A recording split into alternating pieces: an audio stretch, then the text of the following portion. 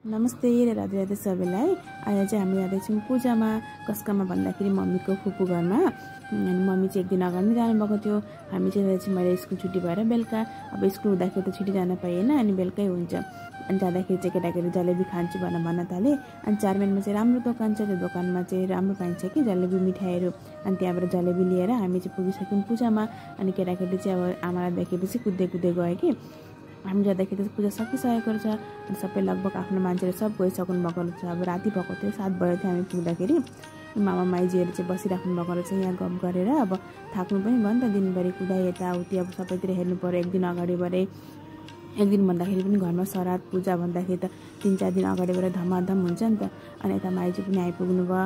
अनि त ठुलेमा पनि यता मामा पनि माइजूसँग हामी गफसप गर्न थाल्यौँ। मैले चाहिँ फर्स्ट टाइम भेटेँ कि माइजूलाई आज। अब कतिजना आफ्नो मान्छे हुनुहुन्छ फट्टै चिन्न सकिन्न, अनि भेट पनि त्यसरी हुँदैन कि, त्यही भएर भुलिहालिन्छ नि त। मामाले चाहिँ हामीलाई टिका लगाइदिन आँट्नु भएको छ, हामीले चन्दन लगायौँ, चन्दन लगाइदिनु भयो। अनि यता माइजूहरूसँग सबसँग गफ गरेर बस्यौँ। थुप्रै दिनपछि भेट भएको, त्यसरी भेट पनि हुँदैन जहिले जहिले। अनि थुप्रै दिनपछि भेट हुँदाखेरि त गफ कति धेरै निस्किन्छ। अनि हामी चाहिँ गफ गरेर पुरा मजा हाँसेर बसिरहेका छौँ। अनि त्यसपछि चाहिँ अनि खाना खाने बेला भयो, प्रसादहरू। अनि प्रसाद खाएर अनि हामी चाहिँ निस्क्यौँ घरतिर भनेर। अनि केटाकेटीलाई चाहिँ फेरि लिदु पुग्यो भने यो चाट हाउस चाहिँ छोड्नै सक्दैनन् कि। अनि चाट हाउसमा खान्छु भनेर त्यत्रो पूजामा खाएर पनि त्यहाँ खाएर